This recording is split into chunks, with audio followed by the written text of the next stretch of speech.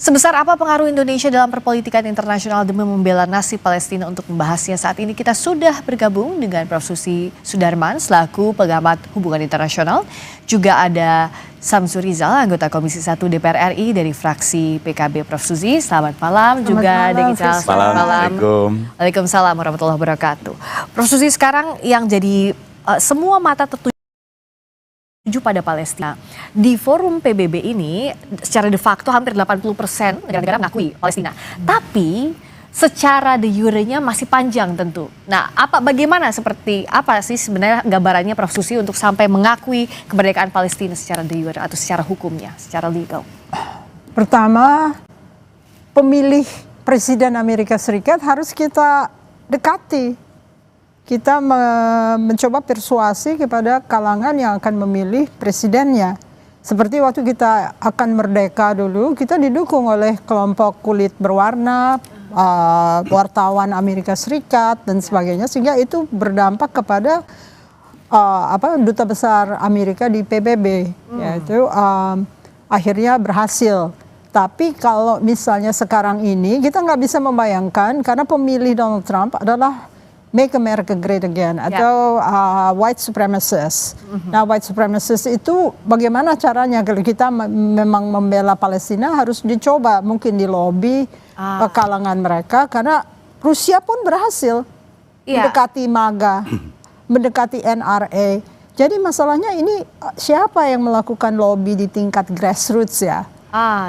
Gereja-gereja juga tidak dikunjungi, ngerti nggak? Padahal gereja-gereja itu adalah sumber-sumber dari pemikiran tentang anti imigran di sebagian gereja ya, dan juga kalau misalnya rakyat Amerika tidak bisa kita persuasi, tentunya presidennya akan lancar saja melaksanakan apa yang diinginkan white supremacists itu.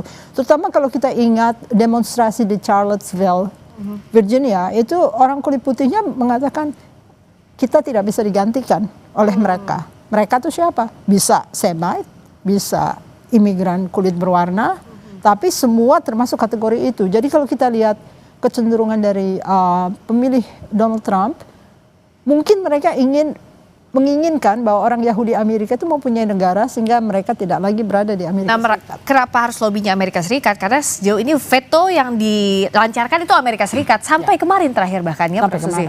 Nah, kalau dari DPR apa yang bisa dilakukan? Peran lebih aktif apa yang Indonesia bisa pegang selain sidang umum PBB menyampaikan pidato di sana? Ya, yang pertama memang apa yang dikatakan oleh Prof. Susi tadi itu yang memang tidak bisa diintervensi oleh negara manapun. Karena tekanan-tekanan internal itu akan membuat pemimpinnya itu menjadikan itu sebagai salah satu voters reasonable. Karena mereka akan menjaga votersnya. Nah, ini yang belum terjadi di Amerika. Ada tetapi kecil. Berbeda dengan di Belanda, di Prancis, di Australia. Itu hampir semua kelompok masyarakat itu mendukung, sehingga mau tidak mau kalau semua proses election itu berbasis election, dia pasti akan menjaga suaranya itu. Dan ini yang mestinya juga dilakukan oleh kelompok-kelompok negara, tapi terutama oleh badan-badan internasional yang ingin supaya ada perdamaian di kawasan itu, untuk juga mendorong untuk warga negara di Amerika itu bisa menyuarakannya. Jadi seperti yang disampaikan oleh basis-basis dari pemilih Donald Trump itu, terutama yang berbasis di agama, di gereja, itu seharusnya juga mendapatkan pencerahannya itu. Ya, agar pemahamannya terbuka ya, bisa dilobi dari internal, mendorong secara aktif itu ya. Betul, mendorong pemerintahnya untuk mengambil keputusan yang berbasis pada people of the Amerika misalnya. Nah, kalau dari Prof. Susi, ada juga solusi yang selalu kita dengarkan dari setiap tahunnya, two state solutions, tapi yang berbeda saat ini disampaikan bahwa Indonesia akan akui Israel kalau Israel akui Palestina. Dengan pola lobby seperti ini, apakah bisa jadi cukup efektif? Karena sejauh ini kan two state solution tidak dijelaskan secara gamblang begitu. Kalau saya orang kalangan Netanyahu, saya akan nggak peduli karena saya udah kuat, ngerti nggak? Jadi memang Netanyahu berkehendak untuk menghilangkan two state solution dengan macam-macam alternatif lainnya, misalnya Abrahamic Accord dan sebagainya. Jadi kalau misalnya Anda dalam posisi hegemoni, tentunya Anda nggak menganggap lah kalau misalnya kalangan-kalangan negara lain mendesak soal two-state solution, Iya. because it has nothing to do with their survival. Ya, survivalnya itu tergantung kepada negara-negara yang masih memasok senjata dan mereka mampu membayar. Nah, tapi apa dong yang bisa Indonesia lakukan kalau gitu, Deng Ical? Bah, yang pertama, semua relationship yang terbentuk itu berbasis pada bargaining position. Dan ketika tidak ada bargaining position, maka suara apapun yang kita yang teriak pun juga itu nggak akan didengar, nggak ada pengaruhnya. Harusnya real misalnya kalau pemasok senjata nggak boleh pasok senjata ke Israel, itu salah satunya. Salah satunya itu, betul. Bukan Sanksi. cuma senjata, tetapi seluruh Sanksinya sumber betul. daya. Jadi hubungan-hubungan dengan Israel, ambil contoh seperti beberapa negara yang kena embargo lah. Ya. Jadi embargo bukan hanya embargo senjata, tetapi hampir semua hubungan itu diputuskan dengan itu, maka sumber daya yang terbatas itu mengakibatkan tekanan publik di dalam negara itu, dalam negeri itu untuk mereka meminta membuka relation itu. Nah, Ya. salah satunya itu adalah membuat keputusan-keputusan politik mengakui eksistensi negara lain yang akan berpengaruh kepada relationship di kawasan tertentu. Problem kita yang paling utama adalah karena kawasan Arab juga belum kompak. Ya. Kalau nggak kompak, ada satu yang memanfaatkannya untuk mensuplai barang-barang tertentu Ya. atau sumber daya tertentu. Nah, jadi inilah yang salah satu celah yang sampai sekarang itu masih terus Betul, terjadi. iya. Termasuk ini, Prof. Susi, sanksi internasional itu nggak ada sampai sekarang kepada Israel. Apa realnya? Kita kan nggak melihat ini. Nah, siapa yang bisa bergerak untuk ini, Prof. Susi? Seingat saya membandingkan dengan Indonesia akan merdeka dulu ya. Kita punya kawan-kawan di universitas di Amerika, misalnya Kahan, Ben Anderson dan kawan-kawan itu, mereka membela nasionalisme Indonesia. Jadi pada saat itu mereka bisa ikut campur dalam menulis, menghargai Indonesia dan sebagainya. Sekarang saya belum lihat ada profesor Amerika yang membela Palestina, kecuali orang Palestina yang menjadi orang Amerika seperti Said gitu di Columbia ya. Tapi yang lain-lain belum terdengar suaranya. Jadi sepertinya ada agenda setting yang memang menghilangkan faktor Palestina itu karena memang dia tidak menjadi sumber intelektual, dia tidak menjadi sumber dari grassroots movement, dia tidak menjadi sumber dari capitalistic endeavors. Kan seperti Indonesia itu bukan kita melobi korporasi pada saat itu, lebih melobi kepada profesor-profesor ya. Ya. Korporasinya berkehendak sendiri, misalnya Standard Vacuum of California itu mau masuk untuk mengusir Shell dari Indonesia. Nah, mereka masuk karena kehendak mereka sendiri. Lalu ada peristiwa di mana Belanda mencegah pembelian barang-barang dari Indonesia melalui kapal yang akan berangkat tapi dicegah oleh Belanda. Lalu mereka mulai marah ya. Jadi sekarang ini belum terlihat kecuali cita-cita Donald Trump untuk membuat Riviera di Middle East. Nah, itu sebagai sumber untuk menarik mungkin kontraktor-kontraktor Amerika untuk bersimpati. Tapi itu datangnya dari Donald Trump dan diambil oleh Netanyahu sebagai cita-cita. Kalau misalnya Riviera of the Middle East itu wujud, itu akan menarik kapitalis-kapitalis Amerika untuk ikut terjun dan agendanya terwujud. Gitu. Tapi itu kan artinya ada demolishing, ada apa ya, kita katakan tidak boleh ada warga Gaza di sana kalau Riviera terjadi. Ya. Itu yang ditakutkan negara-negara yang mengakui Palestina. Dan dia berusaha untuk mengusir orang-orang tersebut ya. Dengan bargaining dengan negara-negara seperti Indonesia yang akan menempatkan mereka di Pulau Galang misalnya. Saya yakin mereka nggak akan mungkin kembali. Betul. Seperti mereka yang diobati di Egypt kan nggak bisa balik lagi. Dengan berbagai siasat Israel yang kita sebenarnya harus sudah tahu dan harus sudah hati-hati. Itu Indonesia bagaimana punya standing position yang memang kuat, yang memang satu visi untuk memerdekakan Palestina, agar memang warga Gaza, warga Palestina di West Bank, di Gaza itu bisa menempati daerahnya secara tenang begitu. Betul. Tapi yang paling penting adalah outstanding Indonesia di tangan Presiden Prabowo ini jauh lebih kuat bargaining positionnya dibanding dengan sebelumnya. Kenapa? Karena Indonesia punya kemampuan dan juga punya sumber daya yang belum terekspos dulu. Salah satunya itu adalah mineral tanah jarang, ya, yang tidak banyak negara punya dan itu menjadi komoditas yang menjadi sangat strategis.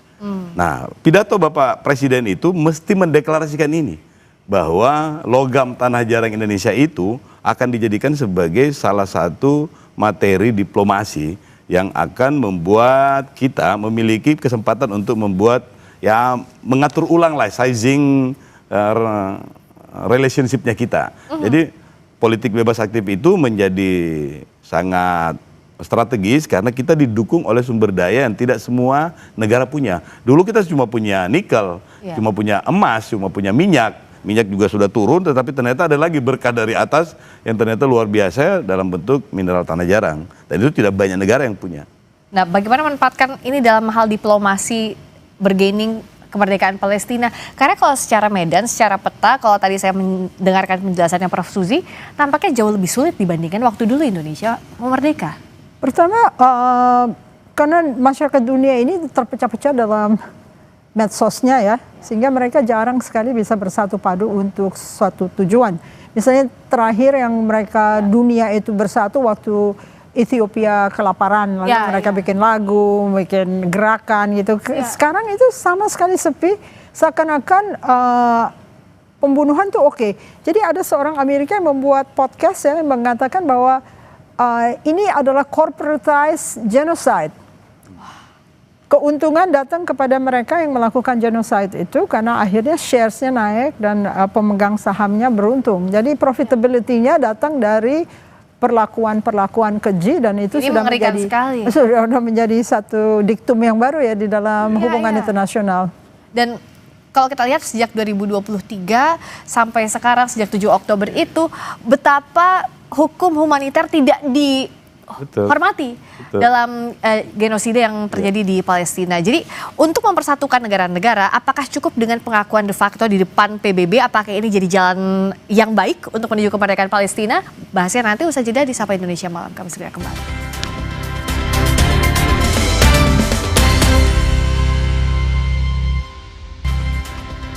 Masih di Sapa Indonesia Malam, masih bersama dengan Prof. Suzy Sudarman, pengamat hubungan internasional, juga ada Syamsur Rizal, anggota Komisi 1 DPR RI dari fraksi PKB. Dan kalau kita sekarang kan menanti apa yang akan disampaikan Presiden Prabowo Subianto di sidang umum PBB. Selain kemerdekaan Palestina, apalagi sebenarnya poin-poin kuat yang harus disampaikan oleh Presiden? Ya, yang pertama tadi yang saya sampaikan itu bahwa Indonesia mesti sudah mulai mendeklarasikan diri bahwa Indonesia adalah salah satu negara yang akan kuat. Walaupun sekarang belum diakui sebagai negara yang kuat, tetapi akan kuat. Kenapa akan kuat? Karena pasti sumber daya yang dimiliki oleh Indonesia itu akan sangat menentukan bagaimana peta hubungan di era multipolar ini. Kenapa? Karena kita punya yang mineral tanah jarang, yang logam tanah jarang itu, yang tidak semua negara punya. Dan itu adalah sumber daya masa depan. Ya baru-baru lagi lumpur lapindo ini ternyata hasil penelitian ternyata logam tanah jarangnya luar biasa besarnya potensinya. Dan itu juga mesti dideklarasikan itu sebagai salah satu turning point untuk Indonesia punya bargaining position yang kuat. Karena sekali lagi semua akan kembali kepada basic resource apa yang dimiliki oleh sebuah negara untuk menentukan bargaining positionnya ke depannya. Sehingga momen yang akan ditonton oleh hampir semua negara, semua orang, ini mesti disampaikan bahwa ini adalah publisitas gratis yang luar biasa strategisnya. Nah momen ini harus digunakan maksimal. Nah, salah satunya itu. Tentu yang kedua adalah bagaimana meneguhkan bahwa politik bebas aktifnya Indonesia itu masih tetapi sekali lagi bebas aktif pun kalau kita tidak memiliki sumber daya yang kuat, yang cukup, yang jarang, maka semua orang akan bilang, wah ngapain kita juga nggak penting-penting amat berhubungan dengan Indonesia. Nah, itu yang mesti dideklarasikan dan momen ini yang paling tepat. Kalau dari Prof. Suzy apa sebenarnya yang Indonesia harus katakan secara lantang, apalagi secara rundown nih, secara urutan kita kan punya strategis sekali ya urutannya. Dinamikanya datang dari sekolah pendidikan. Pendidikan kita adalah pendidikan yang sosialistik ya, yang sharing of wealth, sharing of poverty. Sedangkan untuk bisa mengklaim bahwa kita punya tanah jarang, kita itu untuk bargaining position, you need a position seperti yang di McPherson theory yang mengatakan the theory of possessive individualism. Artinya this is my battle, don't touch it. This is mine. Nah ini orang Indonesia belum terbiasa untuk mengklaim kepemilikan itu ya. We have this, and ini adalah satu cara untuk meredupkan klaim orang lain terhadap apa yang kita punya, tapi kita gunakan itu untuk mengatakan bahwa if you want to have this, you have to be nice to me, atau desain kami akan didengarkan gitu ya. Jadi mulainya dari pendidikan. Kalau pemerintah masih mengabaikan pendidikan, tentunya possessiveness-nya itu tidak wujud karena yang diajarkan adalah poverty sharing, okay? Then you have to feed other people dan segala macam. Padahal sebetulnya itu hanya negara bagian ketiga biasanya begitu ya? Ya, kita harus punya. Yang saya rasa ini yang paling susah di Indonesia adalah kita nggak punya rasa confidence ya. What is confidence? Rasa percaya diri. Percaya diri bahwa kamu bisa membargain. Negosiasi dan bargaining itu tergantung pada proses ya, proses yang dimana kalau negara barat jelas dia enmeshment melalui birokrasi, enmeshment melalui jejaring dan sebagainya. Kita jarang nggak connect kepada yang lain dan sifat kita tidak bisa menjual pitching, oke? Orang-orang barat itu terbiasa untuk menjajakan, misalnya ini botol, ini harganya segini, kamu beli nggak? Ya, kalau kita adalah, ini mungkin kamu nggak suka, tapi ini saya bagus, jual. Ya. Ketegasan dalam itu. Ketegasan dalam artian, how do you bargain if you don't have the knowledge ya? Nah ini dia, kuncinya adalah DPR, semoga tidak hanya memikirkan diri sendiri, tapi memikirkan pendidikan Indonesia itu jangan ditelantarkan sampai guru-guru itu gajinya 250.000 dan sebagainya. Jadi kita harus mulai dari paling dasar karena itu akan membentuk sifat-sifat mereka. Saya susah sekali loh mengubah mahasiswa UI. Saya bilang kamu udah dirusak dari SD sampai SMA. Lalu saya suruh merubah kalian. Nah itu berat sekali. Itu susah karena waktu saya baru pulang dari Amerika, saya bilang ini loh cara menulis. Argue di atas, lalu proof, terus kesimpulan. Nah itu susah sekali mereka untuk mengargue sesuatu karena nggak biasa untuk menonjolkan diri. Karena mereka biasanya, mereka bilang, kalau di kelas saya mendingan nggak menunjukkan bahwa saya pandai karena takut ditunjuk. Kebiasaan untuk membukakan itu. Nah itu gimana untuk pendidikan yang jadi PR sampai sekarang? Kalau padahal pendidikan itu itu dasarnya. insya Allah mulai dengan apa yang dicanangkan oleh Kementerian Dasar dan Menengah. Tetapi yang paling penting dalam konteks relationship internasional itu adalah proud of identity-nya Indonesia itu nggak muncul. Kita dalam beberapa kali rapat kita nanyain, apa sih sebenarnya yang identitas Indonesia punya? Jangan-jangan hanya sekadar Indomie, Pulau Bali. Dia sebut merek ya. Oh iya, mie instan atau Pulau Bali misalnya. Dan itu yang kita ingin bangun, bahwa Indonesia itu adalah negara besar yang punya karakter dan alhamdulillah bisa menahan diri terus menjadi politik bebas aktif. Dan itu yang mesti saya bilang dideklar oleh pidato presiden itu. Dan jangan lupa pengakuan internasional sudah ada karena kita sudah secara legitimasi itu hampir semua negara menganggap Indonesia adalah salah satu dari leader of Global South. Negara dunia ketiga dulu istilah negara berkembang, Indonesia itu adalah leader di situ. Dan itulah yang mestinya diperkuat. Termasuk ketika Indonesia memilih untuk bergabung di BRICS, itu hampir tidak ada yang berani melakukan penolakan terbuka, termasuk Amerika. Dan itu menandakan bahwa bargaining position Indonesia itu pada dasarnya sudah cukup kuat. Walaupun juga secara personal Presiden Prabowo memang hebat, karena setelah dari Cina ke Amerika, itu udah nenangin duluan. Tetapi faktanya adalah tidak ada penolakan, sehingga Indonesia lebih punya ruang untuk memainkan perannya sebagai negara yang bisa berdiri di multipolar itu. Ke Amerika ke China juga boleh, ke Rusia juga bisa diterima, ke dunia Arab pun juga bisa punya relationship yang bagus. Tapi bagaimana juga kita lihat pengaruh perserikatan bangsa-bangsa sejauh ini. Banyak orang kecewa sama PBB karena dalam konflik Palestina saja misalnya, genosida terjadi dari 2023, sekarang apa realnya? Nah Indonesia punya posisi apa dan seberapa besar PBB itu juga bisa memberikan dampak untuk Indonesia? Oke, mulainya dari kebanggaan itu yang Bapak sebutkan, kebanggaan itu datang dari historical baggage, oke? Jadi ada sejarahnya. Kalau sejarah kita bangga, kita akan jadi bangga terus, tapi karena sejarahnya itu dimanipulasi terus sampai saat ini juga akan diganti-ganti tahunnya, siapa yang akan muncul dan sebagainya, sehingga orang tidak ada kontinuitas gitu. Kontinuitas kebangsaan itu kan penting sekali karena ownership kepada self itu penting banget. Ownership kepada barang juga it's important. Karena Anda masuk ke dalam sistem kapitalisme, tapi pendidikannya non-kapitalis. Nah itu yang berabe, karena akhirnya Anda tidak punya nalar untuk bagaimana menolak atau menerima satu tawaran. Itu kan pilihan ya. Nah pilihan itu harus dilatih. Saya di Amerika Serikat sumpah setia kepada bendera setiap hari loh. I pledge allegiance to the flag of the United States. Itu for many years dari SD. Jadi kenapa di sini? Karena kebanggaan itu enggak, nasionalisme itu harusnya malu untuk dinyatakan ya. Malu untuk dinyatakan dan tidak terbiasa untuk menyatakan kami bangga menjadi orang Indonesia. Karena terlalu banyak blemish, terlalu banyak kesulitan-kesulitan yang dihadapi setiap orang. Income-nya juga nggak cukup, bagaimana dia bangga pada negara ini. Untuk diri sendiri saja masih sulit. Yang ditunjukkan adalah mafia-mafia menyolong triliunan gitu. Bagaimana Anda bisa bangga? Ini dulu diberesin. Kalau Pak Prabowo mau menguatkan Indonesia, bukan menguatkan dengan tampil di mana-mana, tapi menguatkan dari dalam negeri sehingga direspek oleh orang lain dan orang lain takut. Karena BRICS itu sebetulnya adalah konferensi Asia Afrika. Kok boleh diambil sama China?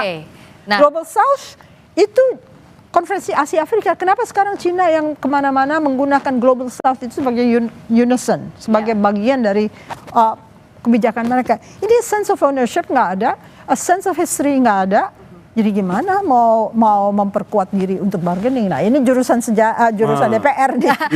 PR dari DPR tadi untuk Global South salah satunya itu akan dibawa oleh Presiden Prabowo di sidang umum PBB. Tapi implementasinya apa yang bisa dilakukan? Betul. Dan zaman now ini, zaman klaim.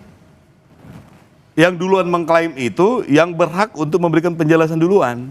Nah China di situ duluan, dia lebih bagus GR daripada minder. Kira-kira kasarnya begitu. Apa aja diklaim duluan. Peringatan konferensi Asia Afrika yang harusnya dilaksanakan oleh UI bersama Kemenlu menyerahkan itu pada Cina. Dan Cina bekerja sama dengan UI, seakan UI di bawahnya Cina.